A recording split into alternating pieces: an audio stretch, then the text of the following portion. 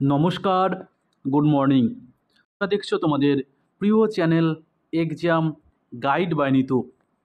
বন্ধুরা, RRB NTPC GK ক্লাসে তোমাদেরকে জানাই স্বাগত। আগামী 5ই জুন থেকে তোমাদের শুরু হতে চলেছে এনটিপিসি পরীক্ষা CBT-1 গ্র্যাজুয়েট লেভেল। তো বন্ধুরা, তোমরা যারা পরীক্ষা দেবে তোমাদের জন্যই আমি 2021 সালে এনটিপিসি পরীক্ষায় এসে যাওয়া প্রশ্নপত্র নিয়ে এই বিশেষ ক্লাস আমি করাচ্ছি। আজকে আমি করাচ্ছি 104তম ক্লাস, যা 23শে জানুয়ারি 2021 সালে প্রথম শিফটে পরীক্ষায় এসেছিল। তো বন্ধুরা, তোমরা যারা এখনও পর্যন্ত চ্যানেলটি সাবস্ক্রাইব করোনি তো অবশ্যই চ্যানেলটি সাবস্ক্রাইব করে নেবে। ভিডিওটা ভালো লাগলে লাইক করবে, বন্ধুদের সঙ্গে শেয়ার করবে। তো চলো শুরু করছি আজকের প্রশ্নপত্রগুলো। শুরু করছি আজকের প্রথম প্রশ্ন। কি বলেছে দেখো, সালোক সংশ্লেষের জন্য প্রয়োজনীয় 4টি উপাদান কি? সালোক সংশ্লেষের জন্য প্রয়োজনীয় 4টি উপাদান হচ্ছে ক্লোরোফিল, সূর্যালোক, কার্বন ডাই অক্সাইড এবং জল। সালোক সংশ্লেষ প্রক্রিয়ায় গাছ কার্বন ডাই অক্সাইড গ্রহণ করে আর অক্সিজেন কিন্তু ত্যাগ করে দেয়। ঠিক আছে, অক্সিজেন ত্যাগ করে। পরবর্তী প্রশ্ন, তাতিয়া টোপি ড্যাশ ভারতীয় বিদ্রোহে অংশগ্রহণকারী নেতাদের একজন ছিলেন। তো তাতিয়া টোপি কোন বিদ্রোহে অংশগ্রহণ করেছিলেন? তো 1857 সালে যে সিপাহী বিদ্রোহ হয়েছিল সেই সিপাহী বিদ্রোহে কিন্তু অংশগ্রহণ করেছিল তাতিয়া টোপি। তাতিয়া টোপি সিপাহী বিদ্রোহের সময় কানপুর থেকে নেতৃত্ব দিয়েছিলেন। তাতিয়া টোপি ছিলেন পেশোয়া বাজিরাওয়ের দত্তক পুত্র। তিনি নানা সাহেবের সেনাপতি ছিলেন। ঠিক আছে, চলো নেক্সট। তিরুভারুর এবং অজান্তা মন্দিরের দেয়ালে কোন ধরনের চিত্রকর্ম পাওয়া যায়? তো তিরুভারু ও অজান্তা মন্দিরের দেয়ালে মুরাল এই চিত্রকলা দেখতে পাওয়া যায়। মধুবনী কোথাকার চিত্রকর্ম? এটা হচ্ছে বিহার, পরীক্ষা আসে। ঠিক আছে, মধুবনী কোথাকার চিত্রকর্ম? তো মধুবনী কিন্তু বিহারের চিত্রকর্ম। এটা কিন্তু প্রায় পরীক্ষা আসে, মধুবনী কোথাকার চিত্র। তো সঠিক উত্তর হবে বিহার। এককেন্দ্রিক রাষ্ট্রগুলিতে ড্যাশ সরকার সাধারণত সমস্ত সরকারি ক্ষমতা ধারণ করে, যার মধ্যে আইন প্রণয়ন, বাস্তবায়ন এবং প্রশাসনের ক্ষমতা অন্তর্ভুক্ত। তো এককেন্দ্রিক রাষ্ট্রগুলো হচ্ছে কেন্দ্রীয় সরকার। এককেন্দ্রিক রাজ্যগুলিতে বা রাষ্ট্রগুলিতে কেন্দ্রীয় সরকার সাধারণত সমস্ত সরকারি ক্ষমতা ধারণ করে থাকে। আমাদের ভারতবর্ষে দেখুন, একটি কেন্দ্রীয় সরকার রয়েছে, একটি রাজ্য সরকার রয়েছে। গুজরাটে অবস্থিত বিখ্যাত পেট্রোলিয়াম স্থানের নাম কি? তো গুজরাটে অবস্থিত বিখ্যাত পেট্রোলিয়াম স্থানের নাম আঙ্কলেশ্বর। এই আঙ্কলেশ্বর পেট্রোলিয়াম স্থানটি এটি ONGC দ্বারা পরিচালিত হয়। কি দ্বারা? ONGC দ্বারা পরিচালিত হয়ে থাকে এই আঙ্কলেশ্বর।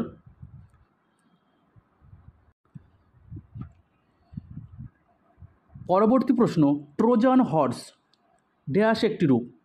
তো ট্রোজান হর্স হলো একটি ভাইরাস অ্যাটাক বা ভাইরাস আক্রমণের একটি রূপ। ট্রোজান হর্স হলো ভাইরাস আক্রমণের একটি রূপ। কেশবানন্দ ভারতী মামলা, যেটা হয়েছিল 1973 সালে, প্রতিষ্ঠিত করে যে প্রস্তাবনা সংবিধানের একটি অংশ, যা ড্যাশ কিন্তু মৌলিক কাঠামো পরিবর্তন করা যাবে না। তো প্রস্তাবনাটি সংশোধন করা যাবে কিন্তু মৌলিক কাঠামো পরিবর্তন করা যাবে না। তো কেশবানন্দ ভারতী মামলায় কি বলা হয়েছিল? তো কেশবানন্দ ভারতী মামলায় বলা হয়েছিল যে প্রস্তাবনাটি সংবিধানের একটি অংশ, যা সংশোধন করা হবে কিন্তু মৌলিক কাঠামো পরিবর্তন করা হবে না। আর কেশবানন্দ ভারতী মামলা চলছিল 1973 সালে।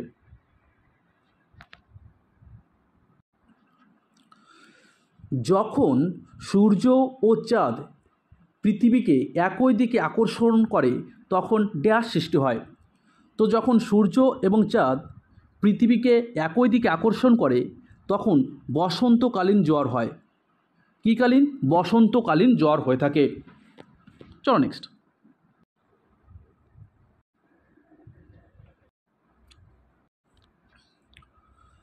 গোয়া কখন পর্তুগিজদের দ্বারা দখল করা হয়? কোন বছর গোয়া পর্তুগিজদের দখলে চলে যায়? তো সঠিক উত্তর হবে 1510 খ্রিস্টাব্দে। 1510 খ্রিস্টাব্দে গোয়া পর্তুগিজদের দখলে চলে যায়। দেখো, পর্তুগিজ শাসক ডি আলবুকার্ক বিজাপুরের সুলতান ইসমাইল আদিল শাহকে পরাজিত করে গোয়া দখল করেন। তো গোয়া কে দখল করেন? পর্তুগিজ শাসক ডি আলবুকার্ক। কাকে পরাজিত করেন? তো বিজাপুরের সুলতান ইসমাইল আদিল শাহকে পরাজিত করে। কত সালে? 1510 সালে। নিচের কোন দেশটি 2024 সালে বিশ্বের দ্বিতীয় শীর্ষস্থানীয় পেট্রোলিয়াম রপ্তানিকারক দেশ? তো বিশ্বের দ্বিতীয় শীর্ষস্থানীয় পেট্রোলিয়াম রপ্তানিকারক দেশ হচ্ছে রাশিয়া। আর পেট্রোলিয়াম রপ্তানিতে প্রথম স্থান অধিকার করে সৌদি আরব। সৌদি আরব পেট্রোলিয়াম রপ্তানিতে প্রথম স্থান অধিকার করে। পরবর্তী প্রশ্ন, ড্যাশ ফাঁস হওয়া গোপন বিনিয়োগ নথি যা পানামা পেপারস নামে পরিচিত? তো কোন নথিটি ফাঁস হয়েছিল? তো মোসাক ফোনসেকা অ্যান্ড কো।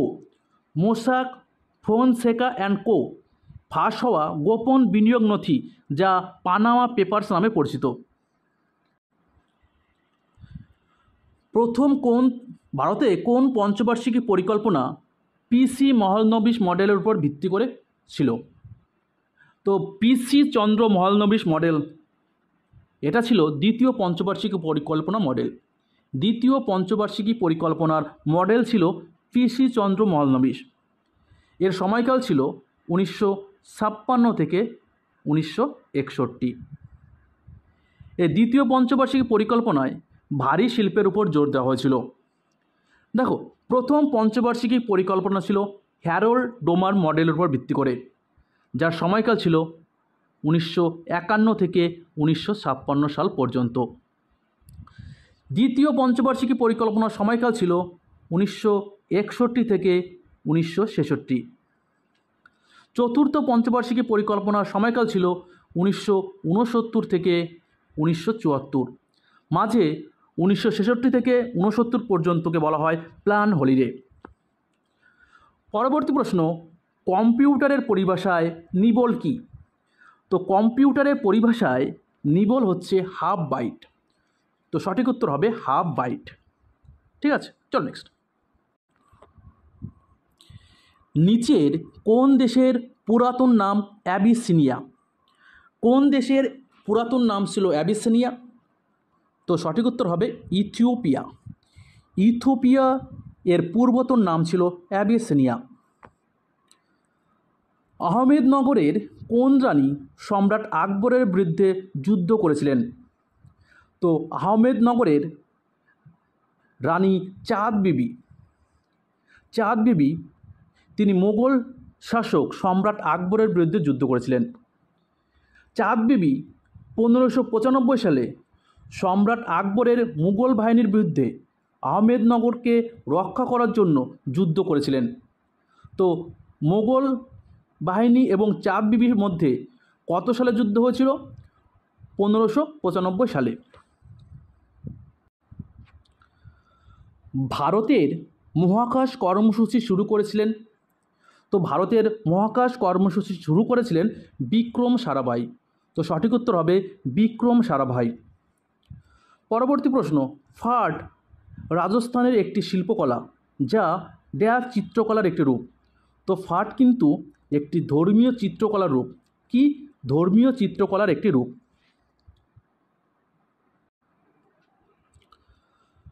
ভারতের প্রথম সুপার কম্পিউটারের নাম কি ছিল?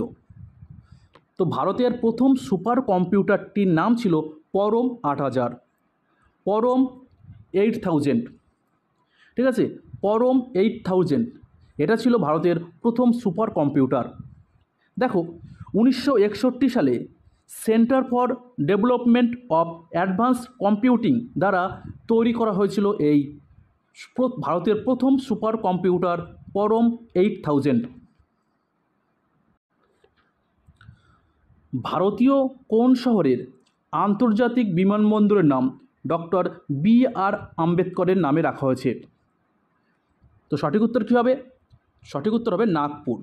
নাগপুরের যে আন্তর্জাতিক বিমানবন্দর রয়েছে তার নাম ডক্টর বি.আর. আম্বেদকর।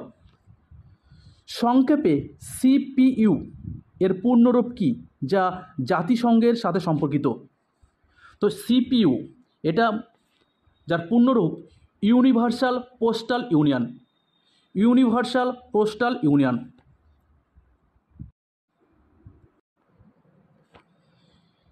নিচের মধ্যে কোন দেশ 2024 সালের অক্টোবর পর্যন্ত জাতিসংঘের নিরাপত্তা পরিষদের স্থায়ী সদস্য নয়? তো দেখো, জাতিসংঘের স্থায়ী সদস্য হচ্ছে 5টি দেশ। তার মধ্যে অন্যতম ফ্রান্স, যুক্তরাজ্য, রাশিয়া, চীন এবং আমেরিকা। ঠিক আছে, চীন এবং আমেরিকা। তো যেটা নয় সেটা হচ্ছে মালয়েশিয়া, কিন্তু কি স্থায়ী সদস্যের মধ্যে পড়ে না। তো স্থায়ী সদস্য ফ্রান্স, ইংল্যান্ড, রাশিয়া, আমেরিকা এবং চীন।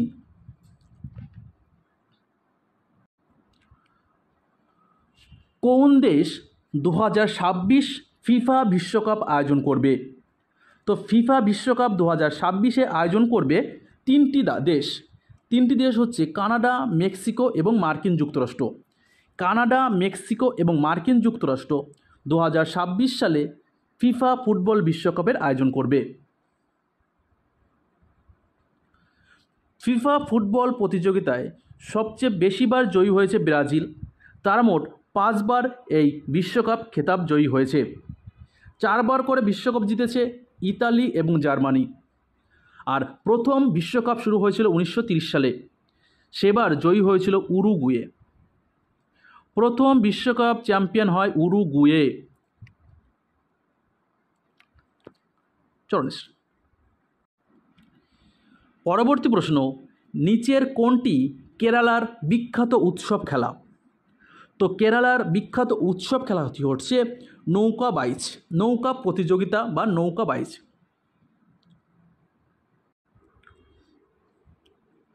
সাগা 220 তৈরি করেছে ভারতীয় মহাকাশ গবেষণা সংস্থা ইসরো। সাগা 220 কি? তো সাগা 220 হচ্ছে একটি সুপার কম্পিউটার। সাগা 220 হচ্ছে একটি সুপার কম্পিউটার, যা 2রা মে 2011 সালে ইসরোর তৎকালীন চেয়ারম্যান ডক্টর কে রাধাকৃষ্ণন দ্বারা উন্মোচিত হয়েছে। তো 2011 সালে ইসরোর যে চেয়ারম্যান ছিলেন ডক্টর কে রাধাকৃষ্ণন, তিনি সাগা 220 সুপার কম্পিউটারের উদ্বোধন করেছিলেন। পরবর্তী প্রশ্ন, নীলগিরি পাহাড়ের সর্বোচ্চ শৃঙ্গের নাম কি বা কোনটি? তো নীলগিরি পাহাড়ের সর্বোচ্চ শৃঙ্গের নাম দোদা বেতা। এই দোদা বেতা পাহাড়ের উচ্চতা হল 2637 মিটার।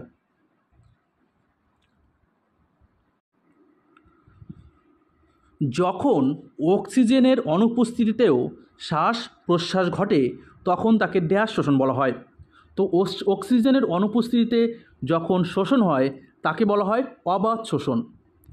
আর সবাধ শোষণ হচ্ছে অক্সিজেনের উপস্থিতিতে যে শোষণ হয় তাকে বলা হয় সবাধ শোষণ। শাল এবং সেগুন সবচেয়ে গুরুত্বপূর্ণ ড্যাশ গাছ। তো শাল এবং সেগুন কী গাছের উদাহরণ? তো এগুলো কিন্তু পর্ণমোচী গাছের উদাহরণ। এবার তোমাদের মনে প্রশ্ন আসতে পারে, পর্ণমোচী কী? তো পর্ণমোচী উদ্ভিদ বলতে এমন গাছপালাকে বোঝায় যা বছরের নির্দিষ্ট সময়কালে তাদের পাতা ঝরায়। ঠিক আছে, তো পর্ণমোচী উদ্ভিদ বছরে একটি নির্দিষ্ট সময় তাদের পাতা ঝরিয়ে ফেলে, যেমন শাল এবং সেগুন। বঙ্কিমচন্দ্র চট্টোপাধ্যায় রচিত জাতীয় সঙ্গীত বন্দে মাতরম কোন উপন্যাসের অংশ? তো এটি আনন্দমঠ উপন্যাসের অংশ। এই আনন্দমঠ উপন্যাসটি 1982 সালে প্রকাশিত হয়েছিল। এই আনন্দমঠ উপন্যাসে সন্ন্যাসী বিদ্রোহের কথা জানা যায়। ভারতের জাতীয় সঙ্গীত বন্দে মাতরম প্রথম 1896 সালে কংগ্রেসের কলকাতা অধিবেশনে গাওয়া হয়েছিল। 1896 সালে কংগ্রেসের কলকাতা অধিবেশনে প্রথম বন্দে মাতরম গানটি গাওয়া হয়েছিল। প্রযুক্তি টেলিফোন তারের মাধ্যমে উচ্চ ইন্টারনেট গতি প্রদান করে, তাকে বলা হয় কি? তো একে বলা হয় এডিএসএল। সঠিক উত্তর হবে এডিএসএল। ভারতের সবচেয়ে উঁচু বিজয় টাওয়ারটি কোনটি?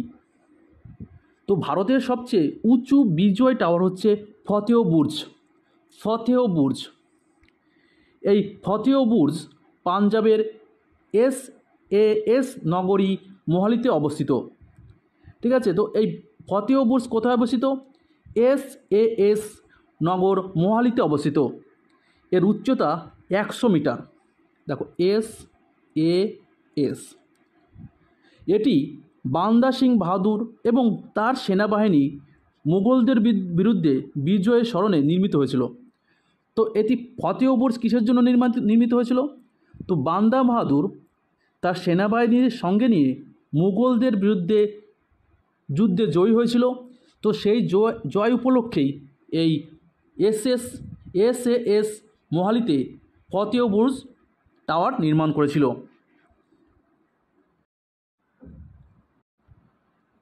1937 সালে কংগ্রেসের অধিবেশন প্রথমবারের মতো একটি গ্রামে অনুষ্ঠিত হয়েছিল। তো সেই গ্রামটির নাম কি? তো সেই গ্রামটি হচ্ছে ফৈজপুর। ফৈজপুরে প্রথমবারের মতন গ্রামে অনুষ্ঠিত জাতীয় কংগ্রেসের অধিবেশন, যেটা হয়েছিল 1937 সালে। আর এই যে অধিবেশন, এই অধিবেশনে সভাপতিত্ব করেন জওহরলাল নেহেরু। তো 1937 সালে ফৈজপুর কংগ্রেস অধিবেশনে সভাপতিত্ব করেছিলেন পণ্ডিত জওহরলাল নেহেরু। ভারত ছাড়ো আন্দোলনের সময় অরুণা আশরাফ আলী কোথায় জাতীয় কংগ্রেসের পতাকা উত্তোলন করেছিলেন? দেখো, ভারত ছাড়ো আন্দোলন শুরু হয়েছিল 1942 সালের 8ই আগস্ট। একে আগস্ট আন্দোলন বলা হয়। তো ভারত ছাড়ো আন্দোলন চলাকালীন কংগ্রেসের প্রথম সারির সব নেতাদেরকেই গ্রেপ্তার করেছিল। তো তখন ভারত ছাড়ো আন্দোলনের নেতৃত্ব দিয়েছিলেন এই অরুণা আশরাফ আলী। তো তিনি বোম্বে, বর্তমান মুম্বাইতে জাতীয় কংগ্রেসের পতাকা উত্তোলন করেছিলেন। পরবর্তী প্রশ্ন, ড্যাশ হলো ব্যবহারকারী এবং হার্ডওয়্যারের মধ্যে একটি ইন্টারফেস? তো সঠিক উত্তর অপারেটিং সিস্টেম। ঠিক আছে, অপারেটিং সিস্টেম। নিচের কোনটি পরিবেশগত উদ্বেগ নয়? তো দেখো, প্লাস্টিকের ব্যবহার বাড়ছে, এটা কিন্তু পরিবেশগত একটি উদ্যোগ। গ্লোবাল ওয়ার্মিং, এটাও পরিবেশগত উদ্যোগ। ক্রমবর্ধমান দূষণের মাত্রা, তো দূষণের মাত্রা দিন দিন বেড়েই চলেছে, এটাও কিন্তু পরিবেশের জন্য একটি ক্ষতিকারক। আজ পরিবেশের জন্য যেটা ক্ষতিকারক নয়, সেটা হচ্ছে ওজোন স্তর স্থাপন। পরবর্তী প্রশ্ন, শিলা লবণের খনিজের নাম কি? শিলা লবণের খনিজের নাম হচ্ছে হ্যালাইট।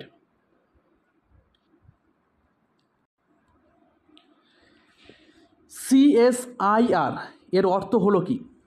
তো CSIR এর সম্পূর্ণ রূপ council of scientific and industrial research. Council of scientific and industrial research, এটা হচ্ছে CSIR এর সম্পূর্ণ রূপ। প্রজাতির বাসস্থান এলাকার দীর্ঘ অনুসন্ধানের পর পাওয়া যায় না, তাকে ড্যাশ প্রজাতি বলা হয়? তো এই সমস্ত প্রজাতিকে বলা হয় বিলুপ্তপ্রায় প্রাণী। তো দীর্ঘদিন অনুসন্ধানের পরও যখন খোঁজ পাওয়া যায় না, তো সেই সমস্ত প্রজাতিকে বলা হয় বিলুপ্ত প্রজাতি। প্যারেনকাইমা এবং কোলেনকাইমা উভয় ধরনের হলো ড্যাশ যা উদ্ভিদে পাওয়া যায়? তো এটি হচ্ছে স্থায়ী কোষ। প্যারেনকাইমা এবং ক্লোরেনকাইমা এই উভয়ই কিন্তু স্থায়ী কোষ যা উদ্ভিদে পাওয়া যায়। ঠিক আছে, প্যারেনকাইমা এবং কোলেনকাইমা এইগুলো কিন্তু স্থায়ী কোষ। তো বন্ধুরা, ভিডিওটা এই পর্যন্তই।